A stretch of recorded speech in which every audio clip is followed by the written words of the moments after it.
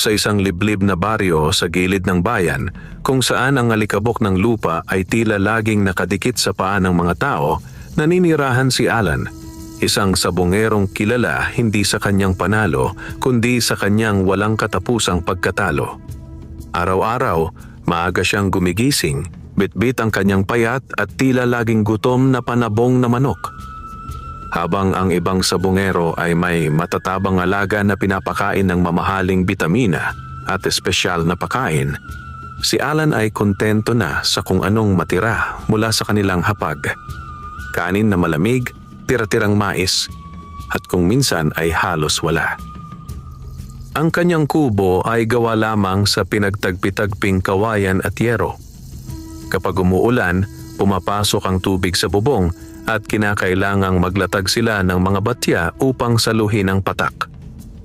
Kasama niya roon ang kanyang asawa at 2 anak na kapwa payat at halatang salat sa buhay. Sa kabila ng kahirapan, hindi nawawala ang pag-asa ni Alan. Para sa kanya, ang sabong ang tanging paraan upang makaahon sa hirap. Naniniwala siyang balang araw, darating din ang panalo na magbabago sa kanyang kapalaran. Ngunit sa tuwing siya ay pumapasok sa sabungan, tila ba sinusubok ang kanyang pananampalataya. Pusta! Pusta!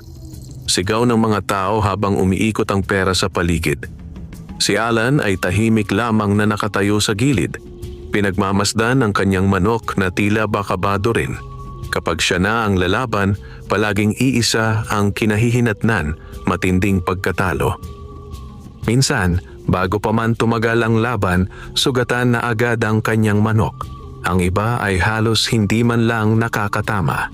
At sa bawat pagkatalo, kasabay nito ang unti-unting pagkawala ng kanyang ipon na sa totoo lang ay halos wala na rin.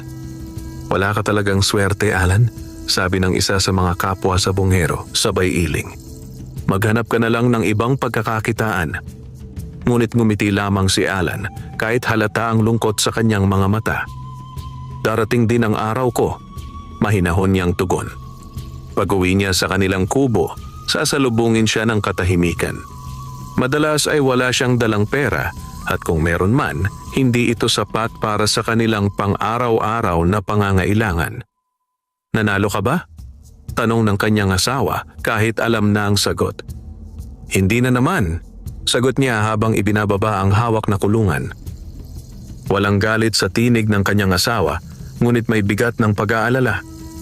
Hanggang kailan tayo magtitiis ng ganito, Alan? Tanong nito. Hindi agad nakasagot si Alan. Naupo lamang siya sa isang sulok, nakatitig sa lupa. Sa kanyang isip, paulit-ulit ang parehong tanong. Hanggang kailan nga ba? Ngunit kahit paulit-ulit siyang natatalo, hindi niya magawang talikuran ang sabong. Para sa kanya, ito na lamang ang natitirang pag-asa. Isang gabi, habang tahimik ang buong baryo at tanging huni ng kuliglig ang maririnig, nagpasya si Alan na maglakad papunta sa kagubatan. Hindi niya alam kung bakit, ngunit tila may kung anong humihila sa kanya papunta roon. Ang kagubatan ay kilala sa kanilang lugar bilang mapanganib at mahiwaga. Maraming kwento ang umiikot tungkol sa mga nilalang na hindi nakikita ng karaniwang mata, mga engkanto, duwende at iba pang nilalang na sinasabing nagbabantay sa kalikasan. Ngunit sa gabing iyon, hindi natakot si Alan. Habang naglalakad siya sa ilalim ng liwanag ng buwan, napansin niya ang isang kakaibang liwanag sa may paanan ng isang matandang puno. Lumapit siya rito, dahan-dahan, at doon niya nakita ang isang bagay na hindi niya inaasahan. 2 maliliit na butiki, magkahawig na magkahawig, ang nakapwesto sa isang bato. Ngunit ang kakaiba, ang kanilang mga mata ay kumikislap na parang may sariling liwanag. Napahinto si Alan. Hindi niya may paliwanag, ngunit tila may kakaibang pakiramdam na bumalot sa kanya. Isang halo ng takot at pagtataka. Anong klasing mga butiki ito? Bulong niya sa sarili. Biglang gumalaw ang 2 nilalang at sabay na tumingin sa kanya. Sa sandaling iyon, tila ba may kung anong nagbago sa paligid. Ang hangin ay biglang naging malamig at ang katahimikan ay lalong lumalim. Hindi alam ni Alan kung bakit, ngunit pakiramdam niya ay hindi ito ordinaryong mga hayop. Unti-unti siyang lumapit. At sa bawat hakbang na kanyang ginagawa, lalong lumalakas ang tibok ng kanyang puso. Hindi niya alam na ang gabing iyon ang magbabago sa kanyang kapalaran magpakailanman. Sa ilalim ng punong iyon, sa harap ng dalawang misteryosong butiki, magsisimula ang kwento ng kanyang pag-ahon mula sa kahirapan. Isang kwentong puno ng hiwaga, panganib at kapalaran. Ngunit sa sandaling iyon, isa lamang ang tiyak. Hindi na magiging katulad ng dati ang buhay ni Alan. Nanatiling nakatayo si Alan sa harap ng dalawang kakaibang butiki. Hindi niya maipaliwanag kung bakit hindi siya umatras, kahit malinaw na may kakaiba sa mga ito. Sa halip, tila may kung anong puwersang humihila sa kanya upang mas mapalapit. Ang dalawang butiki ay magkatulad na magkatulad. Parehong may makintab na balat na tila sumasalamin sa liwanag ng buwan at parehong may mga matang kumikislap na parang may sariling buhay. Biglang gumalaw ang isa. Dahan-dahan itong umakyat sa bato habang ang isa naman ay nanatiling nakatingin kay Alan. Sa hindi inaasahang pagkakataon, naramdaman ni Alan na tila ba may tinig na bumubulong sa kanyang isipan. Hindi lahat ng biyaya ay para sa lahat. Napaatras siya ng bahagya. May nagsalita ba? Bulong niya, sabay lingon sa paligid. Ngunit wala siyang ibang nakita kundi ang dalawang butiki at ang madilim na kagubatan. Muling bumaling ang kanyang paningin sa mga nilalang. Sa pagkakataong iyon, parehong gumalaw ang dalawang butiki at sabay na bumaba mula sa bato. Gumapang ang mga ito papalapit sa kanya.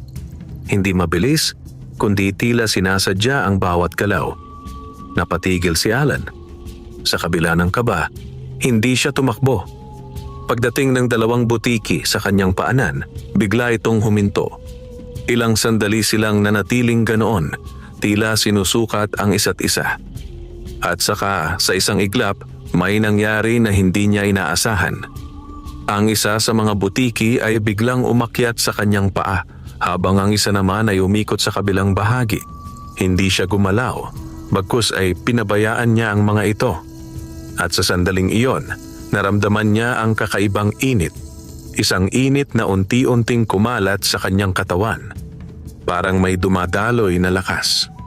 Napapikit siya. Sa kanyang isip, tila may mga imahe na lumilitaw, mga sabungan, mga manok na naglalaban at ang kanyang sarili na nakatayo sa gitna, hawak ang isang panabong na tila ba walang takot. Pagmulat niya ng mata, wala na ang dalawang butiki. Napalinga-linga siya. Nasaan na sila? Tanong niya sa sarili. Ngunit sa halip na makita ang mga ito, may napansin siyang kakaiba sa kanyang palad.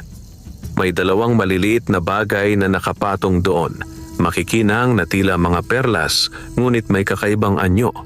Parang mga maliliit na bato na may buhay at sa loob nito ay tila may gumagalaw na liwanag.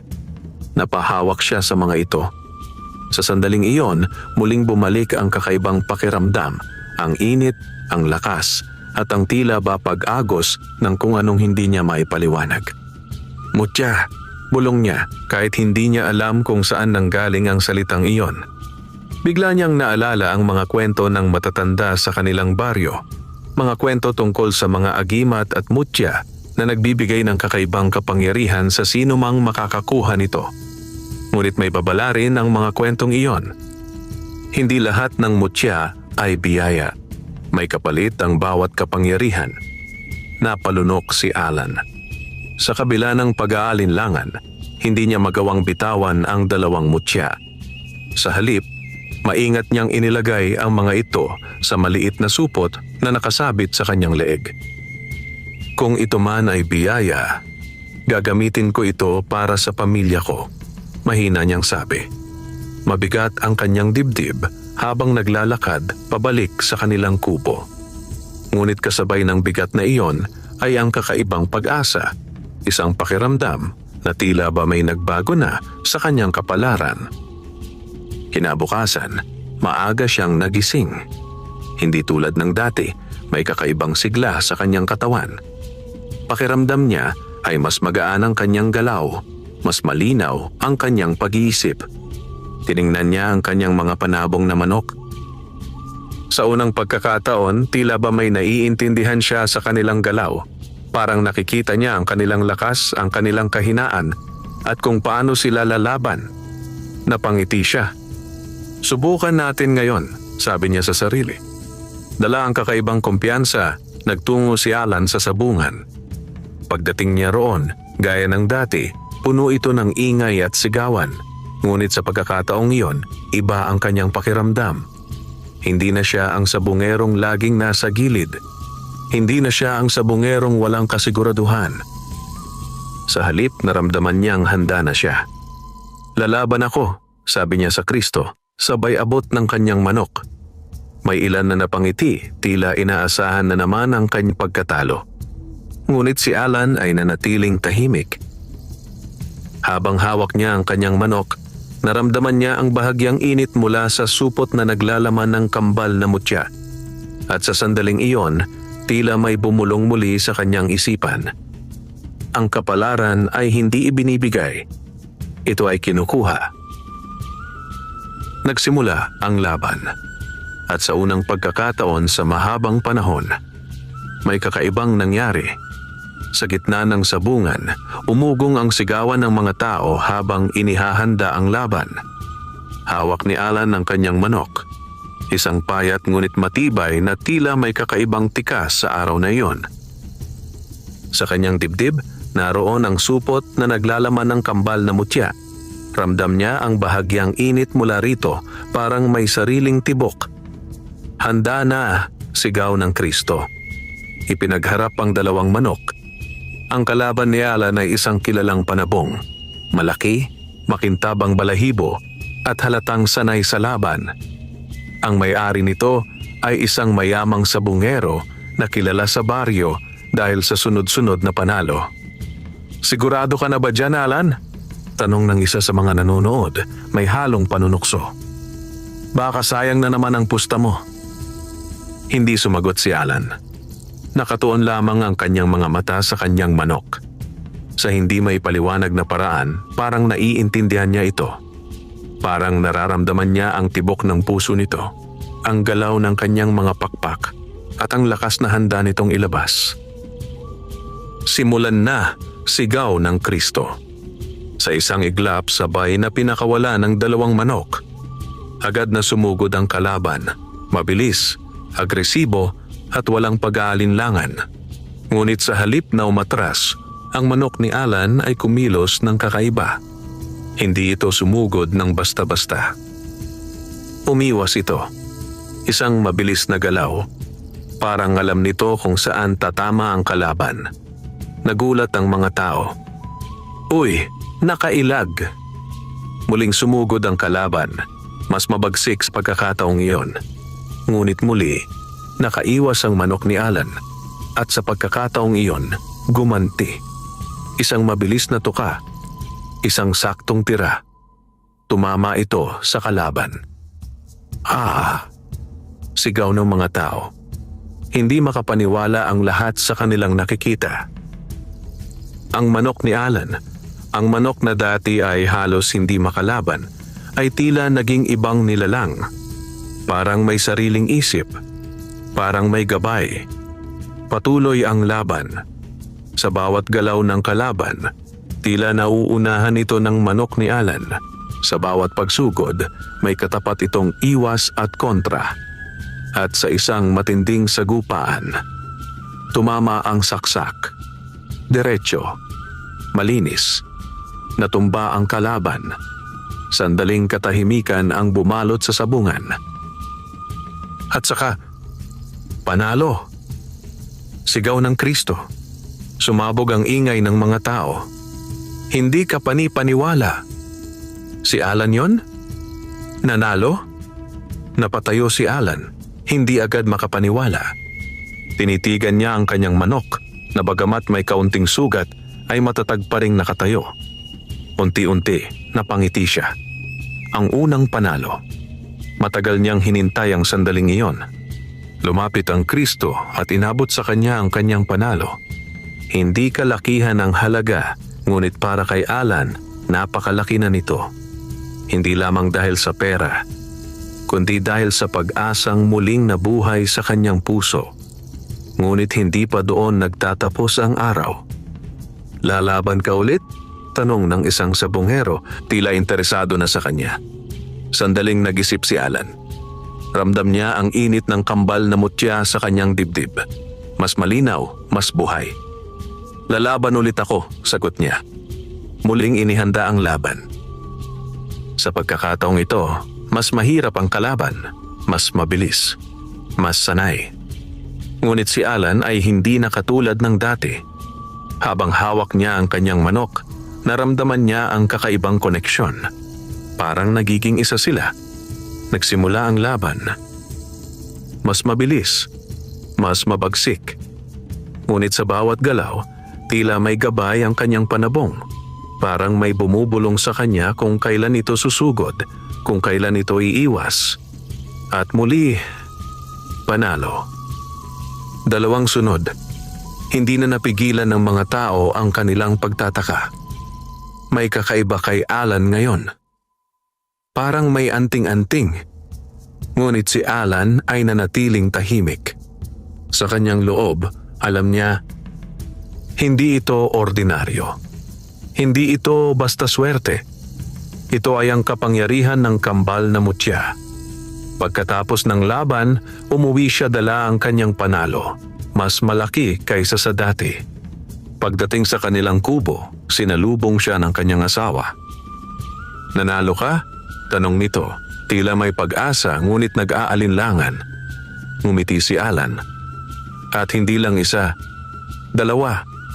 Napahawak sa bibig ang kanyang asawa, hindi makapaniwala. Sa unang pagkakataon, nagkaroon sila ng sapat na pera upang makabili ng maayos na pagkain. Kinagabihan, habang sabay-sabay silang kumakain, napuno ng saya ang kanilang tahanan. Ngunit habang nakatingin si Alan sa kanyang pamilya, may isang bagay na hindi niya maalis sa kanyang isipan. Ang mga salita sa kanyang ulo, ang kakaibang lakas, at ang kambal na mutya na patuloy na umiinit sa kanyang dibdib. Kung kaya nitong magbigay ng ganitong lakas, bulong niya sa sarili, ano pa ang kaya nitong gawin? Hindi niya alam na ang bawat panalo ay may katapat na kapalit at ang kapangyarihang kanyang tinatamasa ay may dalang panganib na unti-unting lalapit sa kanyang buhay. Lumipas ang mga araw at ang pangalan ni Alan ay unti-unting kumalat sa buong baryo at maging sa karatig na mga lugar. Ang sabongerong dati laging talunan ay ngayon ay kinatatakutan at hinahangaan. Sa bawat laban, tila mas lalo pang lumalakas ang kanyang mga panabong. Hindi na ito basta iwas at kontra, kundi may kakaibang talas, bilis at diskarte na hindi maipaliwanag. Hindi na normal yan, bulong ng isang matandang sabonggero habang pinapanood si Alan. May kung anong dala yan. Sa gitna ng papuri at paghanga, tahimik lamang si Alan. Hindi niya ipinapakita ang lihim na kanyang tinataglay. Ang kambal na mutya na patuloy na nagbibigay sa kanya ng kakaibang kapangyarihan. Dahil sa sunod-sunod na panalo, unti-unting nagbago ang kanilang buhay. Napalitan ang kanilang lumang kubo ng mas matibay na bahay. Nakakakain na sila ng 3 beses sa isang araw. Ang kanyang mga anak ay nagkaroon ng maayos na damit at nakapagsimulang pumasok sa paaralan nang hindi nahihiya. Ngunit kasabay ng pag-angat na ito, may mga bagay na unti-unting nagbago kay Alan. Hindi niya agad napansin sa una. Ngunit isang gabi, habang siya ay natutulog, nagising siya sa kakaibang panaginip. Nasa gitna siya ng sabungan, ngunit walang tao. Madilim ang paligid at ang lupa ay tila basa. Hindi ng tubig kundi ng dugo. Sa kanyang paanan, may mga manok na nakahandusay, patay, sugatan at tila pinahirapan. At sa gitna ng sabungan, naroon ang 2 butiki, ang kambal. Ngunit hindi na sila maliit. Lumaki ang mga ito, kasing laki ng aso at ang kanilang mga mata ay mas maliwanag, mas matalim at mas nakakatakot. Ang kapangyarihan ay may kapalit. Sabay na bulong ng mga ito. Napaatras si Alan sa kanyang panaginip. "Ano ang ibig ninyong sabihin?" tanong niya. Nanginginig ang boses. Unti-unting lumapit ang dalawang nilalang. Hindi mo maaaring kunin ang lahat nang walang ibinibigay. Biglang nagdilim ang paligid. At sa isang iglap, nagising si Alan. Hingal na hingal siya, pawis na pawis, at tila ba totoo ang lahat ng kanyang nakita. Napahawak siya sa supot sa kanyang dibdib. Naroon pa rin ang kambal na mutya. Ngunit sa pagkakataong iyon, mas mainit ang pakiramdam nito. Parang may sariling buhay, parang may sariling kagustuhan. Kinabukasan, nagtungo muli si Alan sa sabungan. Ngunit hindi na tulad ng dati ang kanyang pakiramdam. Habang hawak niya ang kanyang panabong, napansin niya ang kakaiba nitong kilos.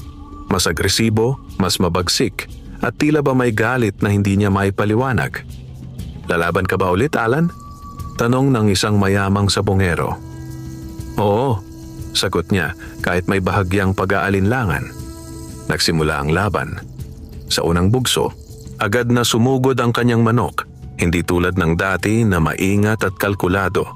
Ngayon, ito ay parang uhaw sa laban. Sunod-sunod ang atake. Mabilis, marahas, hanggang sa tuluyang bumagsak ang kalaban. Panalo na naman si Alan. Ngunit walang saya sa kanyang puso. Sa halip, may kaba.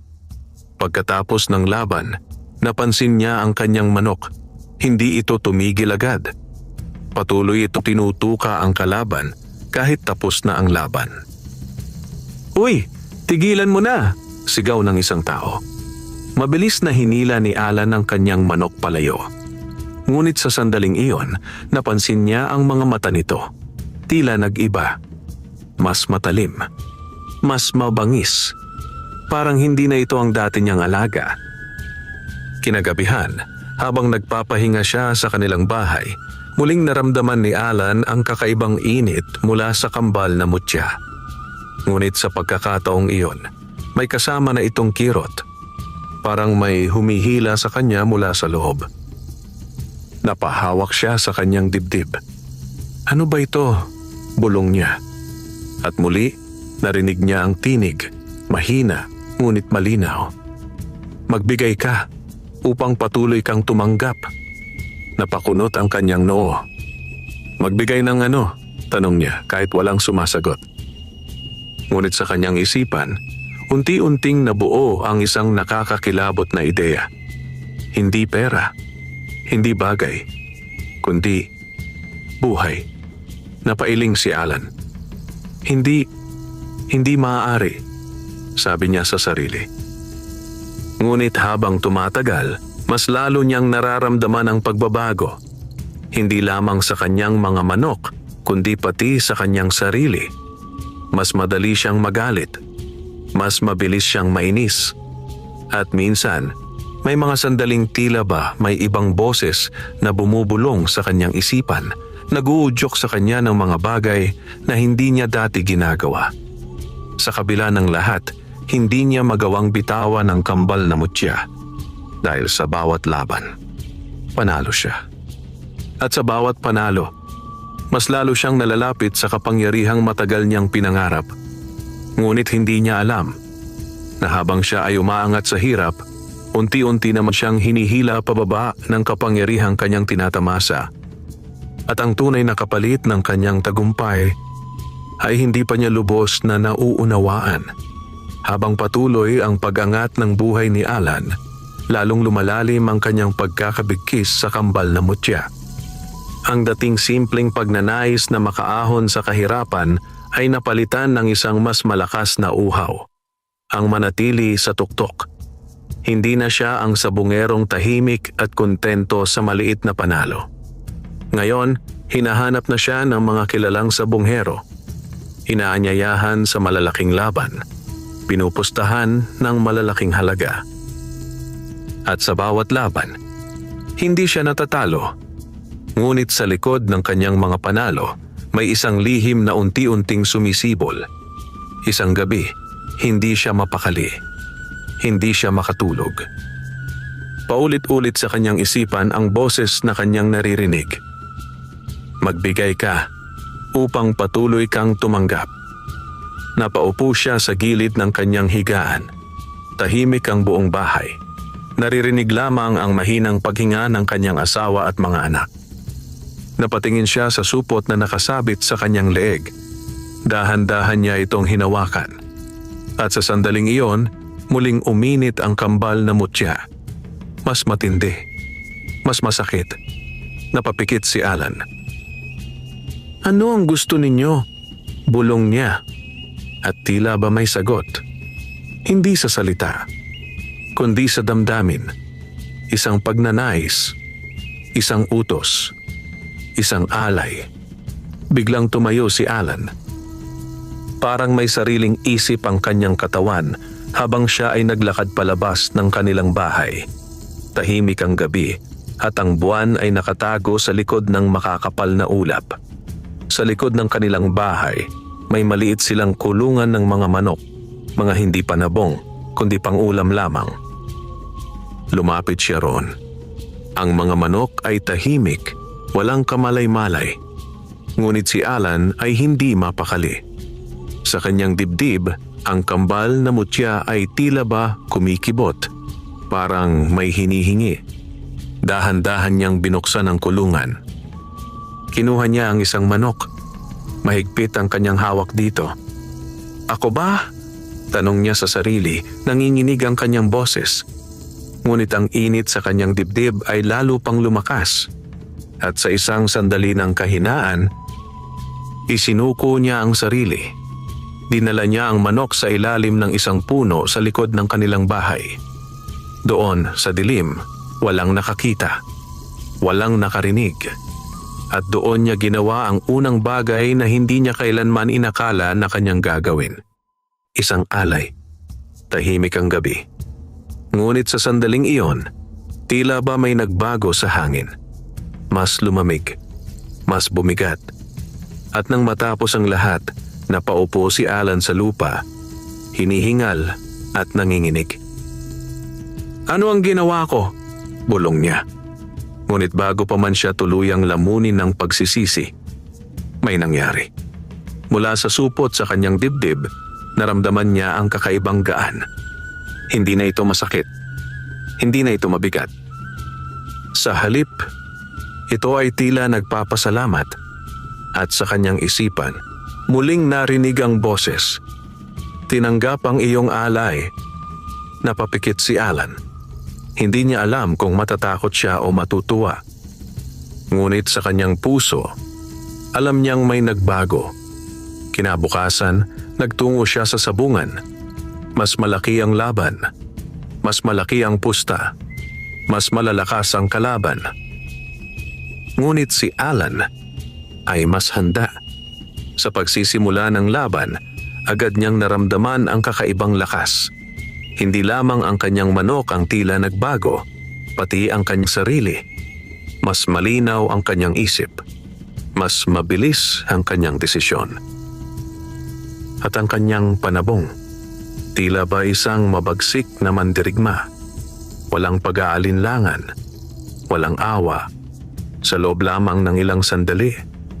Tapos ang laban, panalo. Mas malaki kaysa sa lahat ng kanyang mga naunang panalo. Nag-ingay ang buong sabungan. Grabe na si Alan. Parang hindi na tao ang swerte niya. Ngunit si Alan ay tahimik lamang. Habang tinatanggap niya ang kanyang panalo, hindi niya maiwasang maalala ang ginawa niya kagabi. Ang alay, ang dugo, at ang kapalit nito, kapangyarihan. Pag-uwi niya, sinalubong siya ng kanyang pamilya, masaya, puno ng pag-asa. Ngunit si Alan ay hindi na makatingin ng diretso sa kanila. Dahil sa kaibuturan ng kanyang puso, alam niya ang kanyang tagumpay ay may bahid na. At ang mas nakakatakot, hindi siya sigurado kung iyon na ang huli. Dahil sa gabing iyon, habang siya ay muling nahiga, narinig na naman niya ang boses. Mas malinaw, mas malalim. Hindi pa sapat, at sa sandaling iyon, naunawaan ni Alan na ang unang alay ay simula pa lamang. Mula ng gabing iyon, hindi na muling naging payapa ang isipan ni Alan. Ang unang alay ay tila nagbukas ng isang pintuan. Isang pintuang hindi na niya maisara. Sa bawat araw na lumilipas, mas lalo niyang nararamdaman ang presensya ng kambal na mutya. Hindi na lamang ito init o kirot.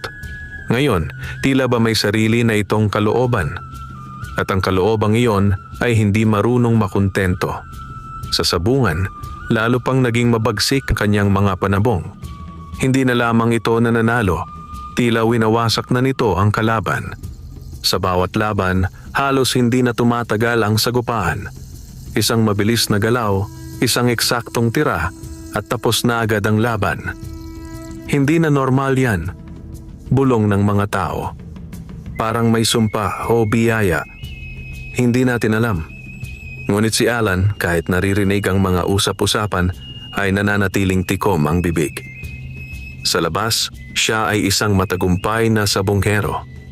Ngunit sa loob, unti-unti siyang nilalamon.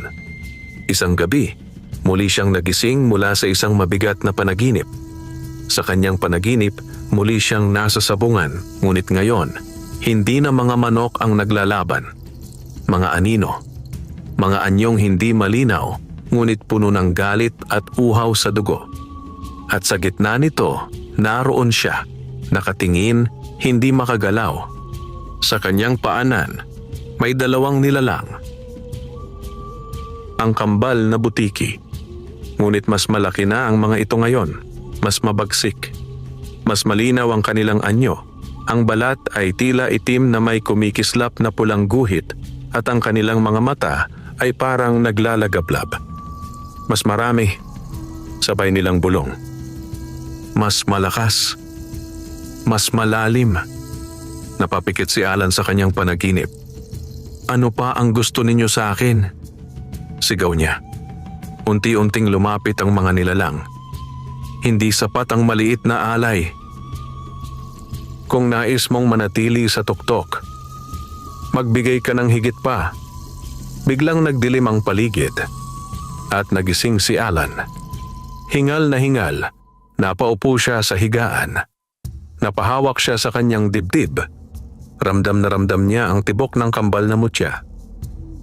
Mas malakas, mas mapilit, parang may hinihinging higit pa.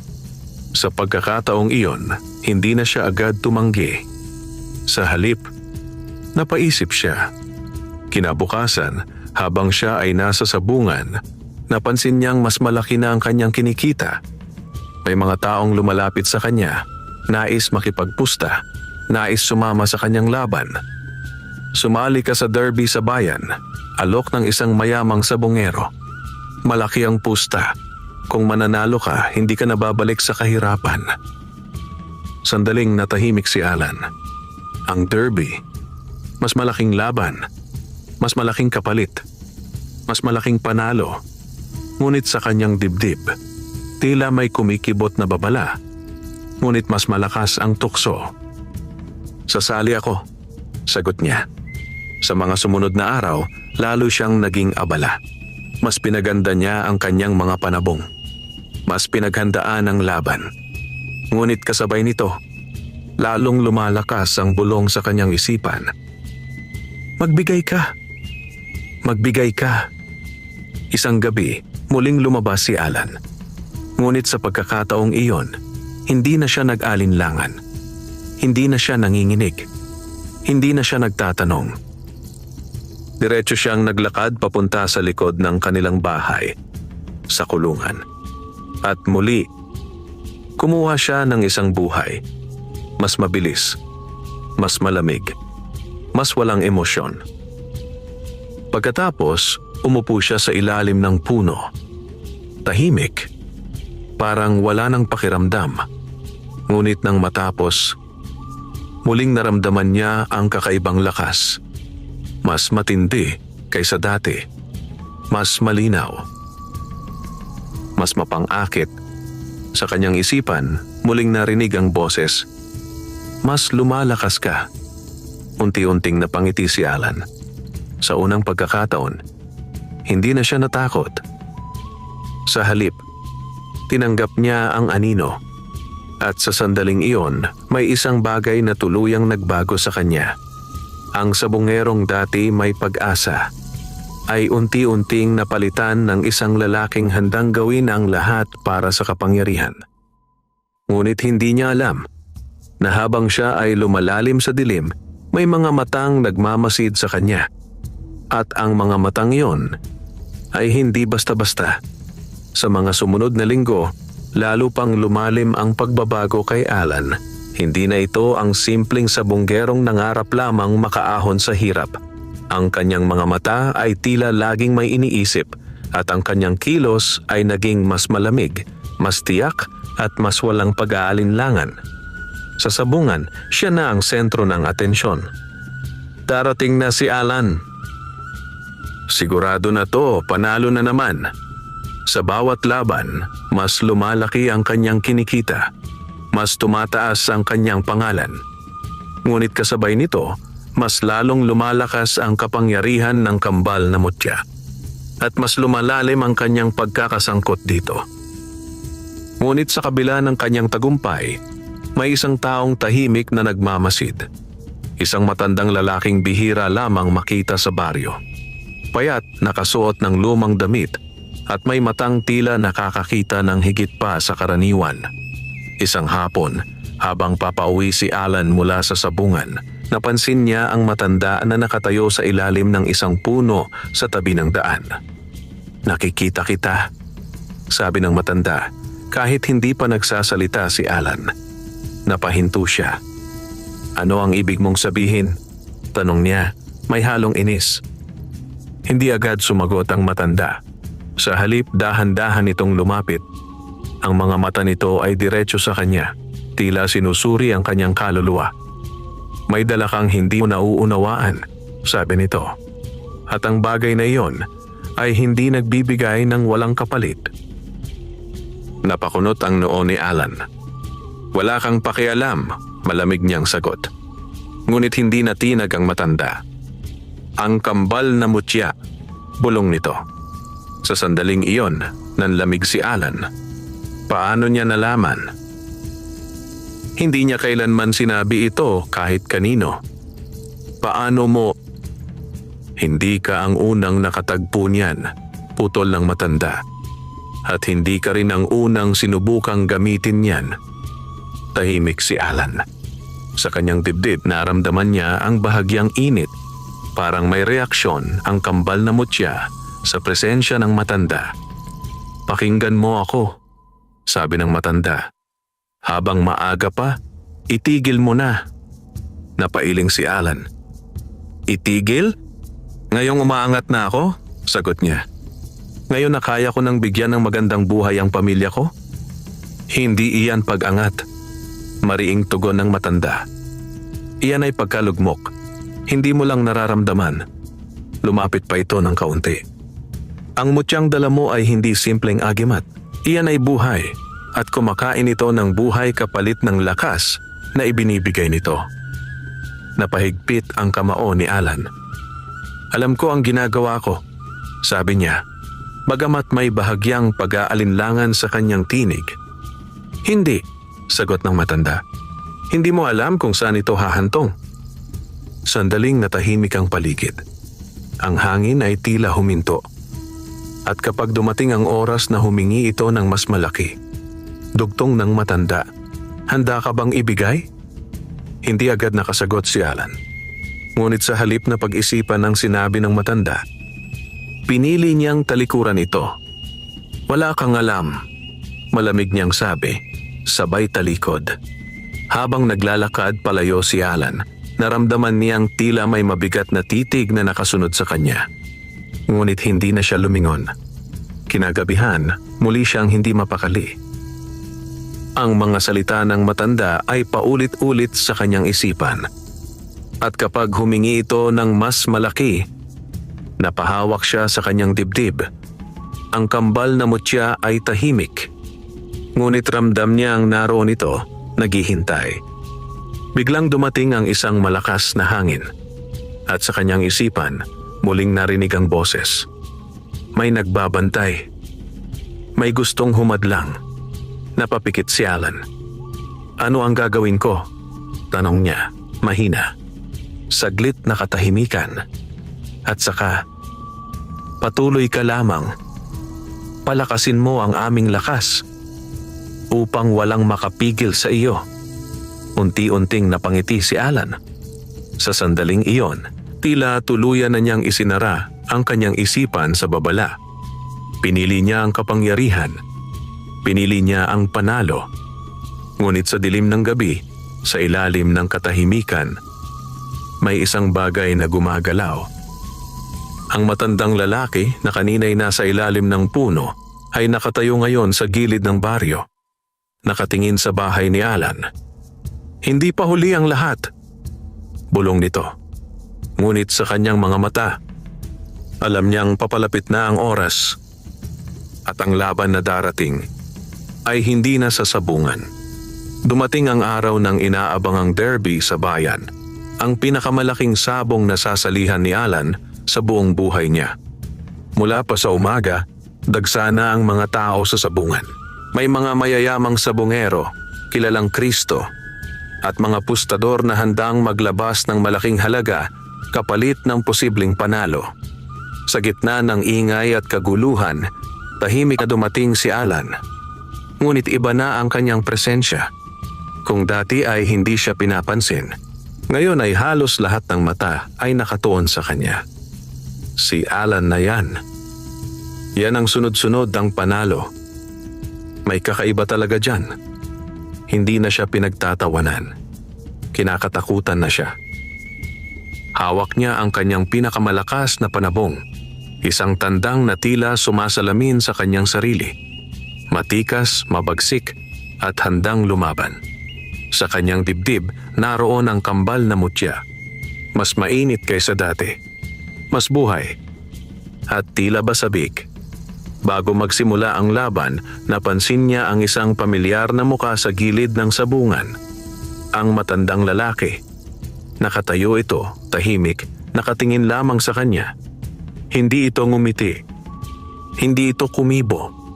Ngunit sapat na ang tingin nito upang muling magdulot ng bahagyang kaba kay Alan. Sandaling nagtagpo ang kanilang mga mata. At sa isang iglap, parang may bumigat sa paligid. Ngunit agad ding nawala ang pakiramdam nang marinig ang sigaw ng Kristo. Simula na ang laban. Nagsimula ang unang round. Isa-isa, pinapasok ang mga kalahok. Malalakas ang kalaban, mga sanay, may karanasan at may pangalan sa sabungan. Ngunit si Alan ay tila ibang klase. Sa bawat laban, mabilis ang kanyang panalo. Hindi lamang panalo, dominante. Ang kanyang panabong ay tila hindi napapagod. Sa bawat sagupaan, ito ay mas lalong nagiging mabagsik, mas lalong nagiging eksakto ang galaw. Hindi na to normal. Parang may sariling isip ang manok niya. Parang may gumagabay. Sunod-sunod ang panalo. Round matapos ang round. Hanggang sa makarating siya sa huling laban. Ang finals. Ang kalaban niya ay isang kilalang sabungero mula sa kabilang bayan. Isang lalaking hindi pa natatalo sa loob ng maraming taon. Malaki ang pusta. Malaki ang inaasahan. Tahimik ang buong sabungan habang inihahanda ang laban. Hawak ni Alan ang kanyang manok at sa sandaling iyon, naramdaman niya ang kakaibang pagalon ng init mula sa kambal na mutya. Mas matindi kaysa dati. Mas mapilit. Parang may hinihinging higit pa. At sa kanyang isipan, narinig niya ang boses. Ang huling laban. Ang pinakamalaking kapangyarihan. Magbigay ka ng higit pa. Napapikit si Alan. Sa isang sandali, naalala niya ang kanyang pamilya. Ang kanyang asawa, ang kanyang mga anak, ang dahilan kung bakit siya nagsimula. Ngunit kasabay nito, ang uhaw sa panalo. Ang pagnanais na manatili sa tuktok, unti-unti niyang binuksan ang kanyang mga mata. At sa pagkakataong iyon, pinili niya. Nagsimula ang laban. Mas mabagsik kaysa sa lahat ng kanyang mga naunang laban. Ang kalaban ay hindi basta-basta. Mabilis, matalas, at sanay sa bawat galaw. Sa unang bugso, tila nahirapan ang panabong ni Alan. Nagulat ang mga tao. Natamaan. Delikado to. Ngunit sa gitna ng laban, may nangyari. Biglang nagbago ang galaw ng kanyang manok. Mas mabilis, mas mabagsik, mas walang awa. Parang hindi na ito hayop, kundi isang nilalang na pinapatakbo ng kakaibang puwersa. Sunod-sunod ang atake. Walang tigil. Hanggang sa tumama ang huling saksak. Tahimik ang sabungan. At saka, panalo! Sumabog ang sigawan ng mga tao. Si Alan, hindi pa rin natatalo. Siya na ang kampeon. Ngunit si Alan ay hindi agad gumalaw. Nakatingin lamang siya sa kanyang panabong. At sa sandaling iyon, napansin niya ang isang bagay. Ang kanyang manok ay hindi agad tumigil. Patuloy itong umaatake. Patuloy itong nananakit. Parang hindi na nito alam kung kailan titigil. Mabilis niya itong hinila palayo. Ngunit sa kanyang mga mata, may nakita siya. Isang anyo, isang anino, dalawang anino, na tila nakapatong sa kanyang manok. Ang kambal. Napaatras si Alan. Sa kanyang dibdib, ang kambal na mutya ay tila naglalagablab. At sa kanyang isipan, isang malinaw na tinig. Hindi pa tapos. Napalingon siya sa paligid. At sa gilid ng sabungan, naroon ang matanda. Nakatingin sa kanya.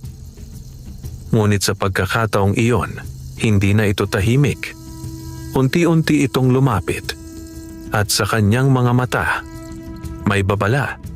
Dahil ang panalong iyon ay hindi katapusan, kundi simula ng isang mas madilim na laban.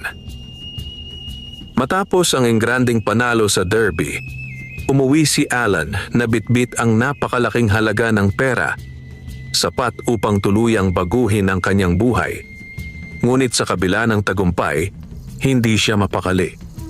Hindi niya maramdaman ang saya na inaasahan niya. Sa halip, may bigat sa kanyang dibdib. Isang hindi maipaliwanag na kaba.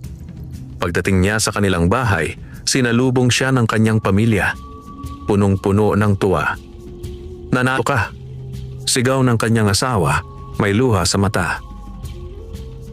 "Ang dami nating pagkain," tuwang-tuwang sabi ng kanyang mga anak. Ngunit si Alan ay hindi agad ngumiti. Tinitigan niya lamang sila. At sa sandaling iyon, tila may malamig na hangin na dumaan sa kanyang likuran. Bigla siyang kinabahan. Kinagabihan, habang kumakain silang pamilya, napansin niyang tahimik ang paligid. Walang kuliglig, walang hangin, parang may naghihintay. At sa gitna ng katahimikan, narinig niya ang boses. Mas malinaw kaysa dati, mas mabigat. Panahon na. Napahinto si Alan. Napatingin siya sa paligid, ngunit walang ibang nakarinig. "Ano yon?" tanong ng kanyang asawa. "Wala," mabilis niyang sagot. Ngunit sa kanyang dibdib, ramdam niya ang matinding init mula sa kambal na mutya. Hindi na ito basta init, kundi parang apoy. Masakit. Mapilit. At sa kanyang isipan, muli niyang narinig ang boses. "Malaki ang tinanggap mo. Malaki rin ang ibibigay mo." Nanlamig si Alan. Hindi na niya kailangang itanong kung ano ang ibig sabihin nito. Alam na niya. Unti-unti niyang binitawan ang kanyang hawak na kutsara. Hindi na siya makakain. "May problema ba?" tanong ng kanyang asawa, nag-aalala. Ngunit hindi siya agad nakasagot. Sa kanyang isipan, naglalaban ang dalawang bagay. Ang kanyang pagkatao at ang kapangyarihan. Maya-maya, tumayo si Alan. "Kailangan kong lumabas," sabi niya. "At sa ganitong oras?" tanong ng kanyang asawa. "Oo, sandali lang." Lumabas siya ng bahay. Madilim ang paligid, tahimik, at sa likod ng kanilang tahanan, sa ilalim ng parehong punong pinag-alayan niya noon, naroon na naman ang pakiramdam. Mas mabigat, mas madilim. Hindi na siya nanginginig. Hindi na siya nagtatanong. Dahan-dahan niyang hinawakan ang supot sa kanyang dibdib. "Ano ang gusto ninyo?" bulong niya. At sa pagkakataong iyon, hindi na bulong ang sagot. "Kunin mo." Napapikit si Alan. Sa kanyang isipan, may isang larawan ang unti-unting lumitaw. Ang kanyang pamilya, ang kanyang anak. Napaatras siya. "Hindi," sabi niya, nanginginig. Ngunit ang init sa kanyang dibdib ay lalo pang lumakas. Masakit. Parang may sumusunog sa kanyang puso. "Hindi maaari," ulit niya. Ngunit ang boses ay mas malakas. "Kung nais mong manatili, kung nais mong hindi mawala ang lahat, magbigay ka ng karapat-dapat." Napaluhod si Alan. Pinilit niyang labanan ang sarili. Pinilit niyang alalahanin kung sino siya noon. Isang ama, isang asawa, isang lalaking lumaban para sa pamilya. "Hindi ko kayang gawin iyon," bulong niya. At sa sandaling iyon, may ibang tinig, mahina. Ngunit malinaw. "Hindi mo kailangang sundin." Napalingon si Alan. Sa dilim, may isang anyo na unti-unting lumitaw. Ang matandang lalaki, nakatingin sa kanya, tahimik. Ngunit matatag. "Hindi pa huli ang lahat," sabi nito. Nanginginig si Alan. "Hindi ko na kaya," sagot niya. "Parang hinihila ako." Lumapit ang matanda. "Ibigay mo sa akin ang mutya," sabi nito. Ngayon na, napahawak si Alan sa kanyang dibdib. Ang kambal na mutya ay tila nag-aalab. Parang ayaw nitong mahiwalay sa kanya. "Kung hindi mo ito bibitawan," dugtong ng matanda, "ito ang kukuha ng lahat sa iyo." Napapikit si Alan. Sa kanyang isipan, naroon ang kanyang pamilya, ang kanyang mga anak na nakangiti, ang kanyang asawa na puno ng pag-asa, at ang anino na handang sirain ang lahat. Unti-unti niyang hinawakan ang supot. Mahigpit. Masakit. Ngunit sa pagkakataong iyon, pinili niya. Dahan-dahan niyang tinanggal ang tali ng supot at iniabot ito sa matanda. Sa sandaling iyon, biglang umalingaw-ngaw ang isang malakas na sigaw sa kanyang isipan. Isang sigaw ng galit, ng puot, ng pagkawala. Napahawak si Alan sa kanyang ulo at sa kanyang harapan. Unti-unting nagbago ang anyo ng paligid. Ang lupa ay tila nanginginig. Ang hangin ay lumamig. At sa anino, may dalawang anyo ang lumitaw. Ang kambal na butiki. Mas malaki. Mas mabagsik. Mas galit. Ngunit hindi umatras ang matanda. Sa halip, hinawakan nito ang mutya at mahigpit itong kinapitan. "Tapos na," sabi nito. Ngunit sa kanyang tinig, "Alam mong hindi pa, dahil ang mga nilalang na iyon ay hindi basta-basta mawawala ng walang laban." Sa ilalim ng madilim na kalangitan, sa likod ng bahay ni Alan, naganap ang isang laban na hindi nasasaksihan ng karaniwang mata. Ang hangin ay tila huminto. Ang paligid ay nabalot ng malamig at mabigat na presensya. Sa harapan ni Alan, malinaw na lumitaw ang tunay na anyo ng kambal na butiki. Hindi na maliliit na nilalang, kundi dalawang higanting anino na may nagliliyab na mga mata at mga galaw na parang gutom sa kapangyarihan. Sa gitna nila, nakatayo ang matandang lalaki, mahina sa panlabas na anyo, ngunit matatag sa kalooban. Mahigpit nitong hawak ang kambal na mutya. "Hindi na kayo muling makakapanakit," maring sabi ng matanda. Ngunit sumagot ang dalawang nilalang, hindi sa salita, kundi sa isang alingaw-ngaw na umalingaw-ngaw sa hangin. Isang sigaw ng galit. Isang sigaw ng paghihiganti. Biglang lumusob ang dalawang anino. Ngunit hindi umatras ang matanda. Sa halip, itinaas nito ang kanyang kamay. At sa sandaling iyon, may kakaibang liwanag na lumitaw mula sa kanyang palad. Hindi maliwanag na parang araw, kundi isang tahimik at matatag na ningning. Napapikit si Alan sa lakas ng enerhiyang kanyang naramdaman. Ang dalawang nilalang ay tila napaatras. Ngunit hindi sila tumigil. Muling sumugod. Mas mabilis. Mas mabagsik. "Hindi sila titigil!" sigaw ni Alan, nanginginig. "Hindi nga," sagot ng matanda. "Kaya kailangan natin silang tapusin." Napatingin si Alan sa kanya. "Ano ang gagawin ko?" Sandaling tumahimik ang matanda, saka ito nagsalita. "Hindi ko kayang gawin ito mag-isa." Napakunot ang noo ni Alan. "Ako?" tanong niya. "Oo," sagot ng matanda. "Ikaw ang pinili nila. Ikaw ang may koneksyon sa kanila." Sa sandaling iyon, muling naramdaman ni Alan ang bigat sa kanyang dibdib, kahit wala na sa kanya ang mutya. Parang may bahagi sa kanya na nananatiling nakakabit sa mga nilalang. "Kung nais mong matapos ito," dugtong ng matanda, "kailangan mong harapin ang sarili mong anino." Unti-unting tumayo si Alan. Nanginginig. Ngunit buo ang loob. Sa kanyang isipan, dumaan ang lahat ng kanyang ginawa. Ang kanyang mga panalo. Ang kanyang mga alay. Ang kanyang pagkakamali. At ang kanyang pamilya. Hindi na siya umatras. Sa halip, humakbang siya palapit sa dalawang nilalang. "Ako ang may kasalanan," sabi niya. Malakas ang boses sa kabila ng takot. "Kaya ako rin ang magtatapos nito." Biglang nagliwanag ang paligid.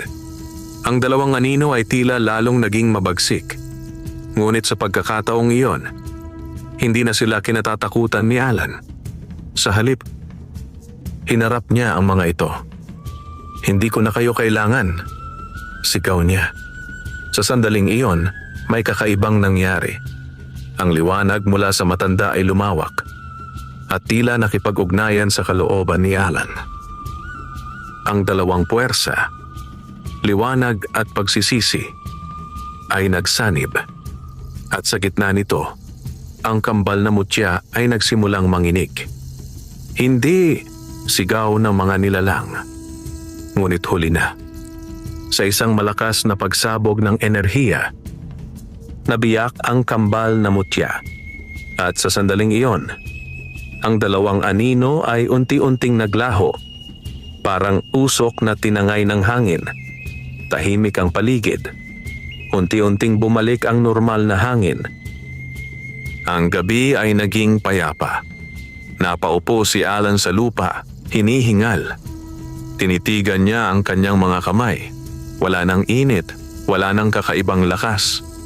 Wala na ang kambal na mutya. Lumapit ang matanda. "Tapos na," sabi nito. Napatingin si Alan sa kanya. "Tapos na nga ba?" tanong niya. Sandaling natahimik ang matanda.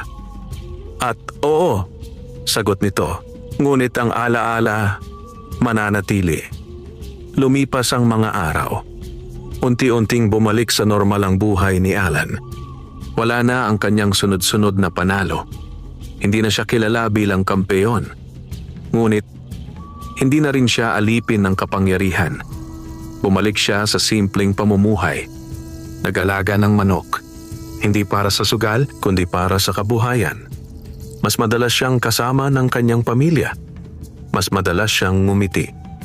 Isang hapon, habang pinagmamasdan niya ang kanyang mga anak na naglalaro sa harap ng kanilang bahay. Napangiti siya. Hindi na marangya ang kanyang buhay, ngunit payapa. At sa pagkakataong iyon, naunawaan niya ang isang bagay na matagal niyang hinanap. Ang tunay na pag-ahon sa hirap ay hindi lamang nasusukat sa pera o panalo, kundi sa kakayahang piliin ang tama kahit mahirap. At sa tahimik na hangin ng hapon, habang unti-unting lumulubog ang araw, si Alan, ang dating sabongerong inalipin ng mutya, ay tuluyan ng nakalaya. Wakas,